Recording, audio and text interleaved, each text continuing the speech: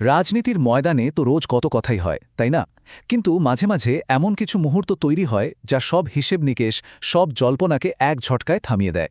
CPIM নেতা মোহাম্মদ সেলিমের একটা প্রেস কনফারেন্স ঠিক সেরকমই ছিল। আজ আমরা সেই আবেগঘন মুহূর্তটার গভীরে যাব, যেখানে শুধু শুকনো রাজনীতি ছিল না, ছিল অভিমান, সতর্কতা আর এক প্রতিবাদী কণ্ঠের গর্জন। চলুন, ঠিক কি ঘটেছিল সেটা একটু কাছ থেকে দেখি। আর শুরুটা হয়েছিল এই একটা লাইন দিয়ে, কারুর মুখে ঝাল খায় না মোহাম্মদ সেলিম। ভাবুন একবার, কি সোজাসাপটা কিন্তু কি ধারালো একটা কথা। এই একটা বাক্যে কিন্তু তিনি পুরো প্রেস কনফারেন্সের সুরটা বেঁধে দিয়েছিলেন।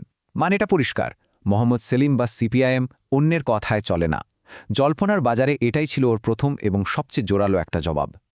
তো ঘটনাটা ঘটছে হুগলির পান্ডুয়াতে। চারদিকে তখন হাজারো রকমের গুঞ্জন, কে কোন দলে যাবে, কার সাথে কার জোট হবে। এই দলবদলের খেলায় মানুষের বিশ্বাসটাও যেন তলানিতে এসে ঠেকেছে। ঠিক এই রকম একটা ঘোলাটে রাজনৈতিক আবহের মধ্যেই মোহাম্মদ সেলিমের এই প্রেস কনফারেন্সটা হয়। এত যে জল্পনা, এত যে কৌতূহল, তার মূলে ছিল কিন্তু একটাই প্রশ্ন। আর সেই একটা প্রশ্নই এই পুরো সম্মেলনের কেন্দ্রে ছিল। আর তার উত্তর দিতে গিয়েই একজন অভিজ্ঞ নেতার মুখ থেকে বেরিয়ে এলো শুধু রাজনীতি নয়, গভীর এক আক্ষেপও। সাংবাদিকরা একেবারে সরাসরি প্রশ্নটা করলেন, হুমায়ুন কবিরের সঙ্গে জোট হবে কিনা। দেখুন, বাইরে থেকে দেখলে এটা একটা খুব সাধারণ রাজনৈতিক প্রশ্ন, কিন্তু এর উত্তরেই লুকিয়েছিল এক গভীর রাজনৈতিক বার্তা আর একরাশ অভিমান। এই রকম একটা সোজাসাপটা প্রশ্নের উত্তরে সেলিম কিন্তু হ্যাঁ বা না এই পথে গেলেনই না, বরং তিনি তার আবেগ আর রাজনৈতিক প্রজ্ঞাকে এক সুতোয় বাঁধলেন। আর তার উত্তরটা পুরো বিষয়টাকে একটা অন্য মাত্রায় নিয়ে গেল। আর তার এই উত্তরটা বলা যেতে পারে এক কথায় সব জল্পনার ফানুসটা ফাড়িয়ে দিল। তিনি খুব স্পষ্টভাবে বুঝিয়ে দিলেন যে এই সব উড়ো কথায় সিপিআইএম কান দেয় না। এক মুহূর্তেই সব গুজবকে থামিয়ে দিয়ে তিনি পরিষ্কার করে দিলেন যে দল কোনো বাইরের চাপে মাথা নোয়াবে না। জোটের এই জটিল অঙ্কটা বোঝাতে গিয়ে উনি এমন একটা উপমা টানলেন যা একেবারে সাধারণ মানুষের জীবনের থেকে নেয়া। বললেন, জামা কেনার সময় যেমন আমরা ভালো করে মাপ দেখে নিই, রাজনীতিতেও ঠিক সেভাবেই মাপযোগ করে নিতে হয়। আসলে এই কথার আড়ালে লুকিয়েছিল অতীতে জোটসঙ্গীদের কাছ থেকে পাওয়া বিশ্বাসঘাতকতার যন্ত্রণা।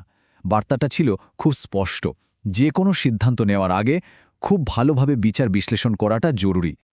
মানে ওনার এই জামা কেনার উপমাটা যদি আমরা একটু ভেঙে দেখি, তাহলে দেখুন কি দাঁড়াচ্ছে। রাজনৈতিক সিদ্ধান্তে চারটে ধাপ। প্রথমত, পরিস্থিতিটা ভালো করে বোঝা। দ্বিতীয়ত, যাদের সঙ্গে জোট হবে তাদের অতীতটা খতিয়ে দেখা। তৃতীয়ত, তাদের রাজনৈতিক সততা কতটা সেটা মাপা। আর তারপর একেবারে শেষে গিয়ে চূড়ান্ত সিদ্ধান্ত নেওয়া। এই প্রক্রিয়াটাই বুঝিয়ে দেয় জোটের ব্যাপারে তারা কতটা সতর্ক। হুমায়ুন কবিরের প্রসঙ্গ তো ছিলই, কিন্তু এইপর সেলিম এমন একটা দিকে মোড় নিলেন যেটা ছিল হয়তো ওই প্রেস কনফারেন্সের সবচেয়ে আবেগঘন মুহূর্ত। তিনি কথা বললেন সংবাদ মাধ্যমের স্বাধীনতা নিয়ে। আর এটা শুধু একজন রাজনীতিবিদের কথা ছিল না, ছিল একজন সচেতন নাগরিকের গভীর আক্ষেপ। তার সমালোচনার কেন্দ্রে ছিল সমাজের দুটো স্তম্ভ। একদিকে তিনি বললেন শ্রমিকদের কথা, যারা তাদের ন্যায্য মজুরি পাচ্ছেন না, আর অন্যদিকে তার আক্রমণের লক্ষ্য ছিল গণতন্ত্রের চতুর্থ স্তম্ভ, মানে সংবাদ মাধ্যম। তিনি সাংবাদিকদের দুর্দশার কথা তুলে ধরলেন, বললেন তাদের ওয়েজ বোর্ড নেই, বোনাস নেই, ছুটি পর্যন্ত নেই। তাদের সব অধিকারগুলো যেন কর্পোরেটদের পকেটে চলে গেছে। তার গলায় ঝরে পড়ছিল সেই সব সাংবাদিকদের জন্য সহানুভূতি, যারা মালিকপক্ষের কথায় চলতে বাধ্য হচ্ছেন। আর এরপরে তিনি আসল কথাটা বললেন, এমন একটা কথা যা বামপন্থী রাজনীতির মূল ভিত্তিটাকেই যেন ছুঁয়ে যায়। তিনি সরাসরি বাম আন্দোলনের দুর্বলতার সঙ্গে সাংবাদিকতার পরাধীনতাকে জুড়ে দিলেন। তার মতে, বামপন্থীরা যখন শক্তিশালী ছিল তখন কলমের স্বাধীনতাও ছিল। আজ তারা দুর্বল, তাই কলমও পরাধীন। কিন্তু এখানেই শেষ নয়।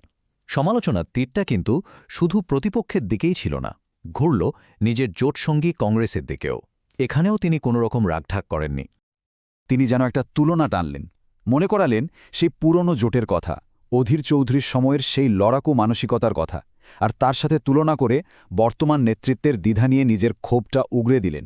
তার কথায় পরিষ্কার ছিল যে তিনি জোটের মধ্যে সেই আগের আগুনটা আর দেখতে পাচ্ছেন না। আর তারপরই এলো সেই চূড়ান্ত হুঁশিয়ারি। নাম না করেও কংগ্রেসকে তিনি স্পষ্ট বার্তা দিলেন, যদি তৃণমূলের প্রতি নরম মনোভাব থাকে সেটা তাদের ব্যাপার, কিন্তু বামফ্রন্ট লড়ার জন্য তৈরি, তারা কারোর জন্য অনন্তকাল বসে থাকবে না।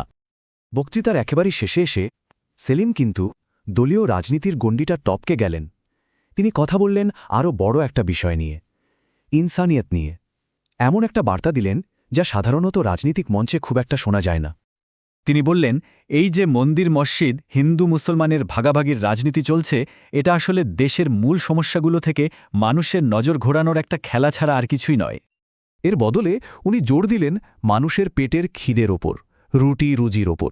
তার আবেদন ছিল রাজনৈতিক আলোচনায় যেন মানুষের এই মৌলিক চাহিদাগুলো ফিরে আসে, কারণ রাজনীতির আসল কাজ তো মানুষের জীবনকে ভালো করা, তাদের মধ্যে বিভেদ তৈরি করা নয়। মানুষকে মানুষ মনে করুন, এটাই ছিল তার শেষ কথা। একাধারে একটা আবেদন, আবার একাধারে একটা আর্তনাদ। এই একটা বাক্যেই তিনি যেন রাজনীতির হারানো মূল্যবোধকে ফিরিয়ে আনার একটা মরিয়া চেষ্টা করলেন। এটা শুধু একটা ভাষণ ছিল না, ছিল এক আকুল আরতি। তো মোহাম্মদ সেলিমের এই আবেগ, এই প্রতিবাদ, এই মূল্যবোধের কথা, এটা কি বাম রাজনীতির জন্য কোনো নতুন পথের ইঙ্গিত দিচ্ছে, নাকি এটা শুধুই এক নেতার অভিমান? প্রশ্নটা কিন্তু থেকেই যাচ্ছে, আর তার উত্তর হয়তো সময়ই দেবে।